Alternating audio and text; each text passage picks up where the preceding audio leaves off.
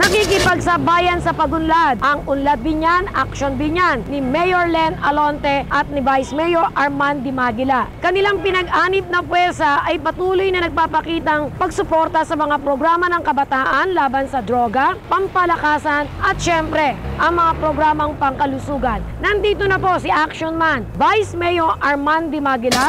Magandang gabi po sa lahat ng taga-subaybay ng Gabay at Aksyon. Ngayong gabi po ay tatalakayin po natin ang mga programa, proyekto ng Lungsod ng Biñan tungkol po sa kabataan at yung mga programa po natin tungkol sa palakasan at yung pong Youth and Sports Development. Kasama po natin dito syempre ang ating SK Federation President, Dada Reyes or Jonalina Reyes. Very active po dito ang Sangguniang Kabataan po ng Biñan. Sa darating pong September 8, 9, and 10, kasama po ang SK, kasama rin po dito ang Perpetual Debate Society, ang DepEd ay nag-sponsor po ang Vice Mayor's Office, kasama po si Mayor Len Alonte ng isang debate championship matches kung saan ang mga kabataan po sa pampubliko at pribadong paaralan sa sekundarya magkakaroon po ng tagisan sa pagdidebate. Ang pagtatalunan po ay ang Reproductive Health Bill. Bago po maging lungsod ang Biñan ay nag-sponsor din po tayo ng isang debate para ang mga kabataan po sa high school po ay magkaroon po ng pagtatalo-talo kung dapat at karapat dapat na bang maging lungsod ang Biñan. Nagkakaroon din po ng information dissemination nanggagaling po sa mga murang kaisipan, sa mga kabatang katulad po nila ay manggagaling po ang mga idea, ang mga argumento na kung saan one or the other nagiging gabay po natin. Napakaganda pong makarinig ng mga bagong idea at mga makabuluhan na nanggagaling po sa mga kabataan. Sa palakasan din po, ang SK din po natin ang nangunguna at meron po tayong isang samahan dito sa lungsod ng Biñan na nagpapatakbo ng mga palakasan o yung sports development po natin. Ito po ay ang BBAC o yung Biñan Basketball Athletic Committee kung saan ito po ay pinangungunahan ng kaibigan natin na si Jel Alonte. Tuloy-tuloy po ang pagkakaroon po ng mga basketball clinics, pagkakaroon po ng badminton clinics. Nagkaroon po kami ng tournament tungkol po sa chess sa mga kabataan natin na i-develop yung skills po nila. Kasama po natin ang DepEd kung saan mga eskwela po natin, ang mga estudyante sa loob ng paaralan ay pinapadala po natin sa Santa Cruz, pinapadala po natin sa Tarlac. Sinusuportahan po natin ang mga ganito pong endeavor sa sports dahil po alam po ninyo ang ating Mayor Len Alonte ay kapag po meron po siyang nakitang talent po talaga sa may mga kabataan po na may talent, sinusuportahan kahit sa swimming. Inilalabas po natin ang mga kabataan po ng Biñan para po naman sila ay mas maging competitive. Who knows, baka ang susunod na Olympian ay manggaling po sa lungsod ng Biñan. Ang kampanya po laban sa droga ay parang dalawa po ang aming approach. Una po yung prevention. Nagkakaroon po tayo ng parang mini seminar sa mga kabataan, lalo na nasa high school, paraan ng pag-iwas sa droga at ang masasamang idinudulot po nito sa mga PTA, sa mga magulang po natin. Sinasama rin po natin ito every time na mayroong mga gathering. Ito po ay binibigyan po natin ng pansin para po ma-inculcate sa isip ng mga mamamayan natin ang masamang idinudulot ng droga. Then yung susunod po ay yung cure. Meron po tayong programa po para sa rehabilitation at yun naman po mga magulang, ang tanggapan po ng Vice Mayor, tumutulong po kami para po sa pagpa-file ng petition for rehabilitation ng kanilang mga anak o ng kanilang mga asawa kung kinakailangan. Mula po sa korte hanggang sa rehabilitation centers, tumutulong po tayo. At kasama po din syempre sa programang ito ang close coordination po ng Office of the Vice Mayor, Office of the Mayor sa ating Chief of Police, pag-identify po ng mga lugar at ng mga taong involved po sa drug pushing at sa drug using. Naglo-launch po tayo ng operation. Kamakalawa lamang po ay meron po tayo mga nahuling involved po sa droga sa iba't ibang barangay po dito sa Biñan. Kami po ay hindi tumitigil para po mahuli po ang mga pushers po dito po sa lungsod ng Biñan. Tumutulong po kami para po kayo ma-rehabilitate. One thing I can assure is tumaas po yung bilang ng mga nahuhuli po natin. Nag-focus ang kapulisan, talagang yung ating intel operatives ay talaga pong nagtrabahong mabuti. Nananawagan po ako sa ating National Police na iayos natin ang programang ito para lamang po iyang lamok ng dengue. Pag ho ginamitan natin ng fogging machine ang isang lugar, ang mga lamok po ng dengue ay lumilipat lamang po sa ibang lugar. Ganyan din po ang attitude po ng mga pusher.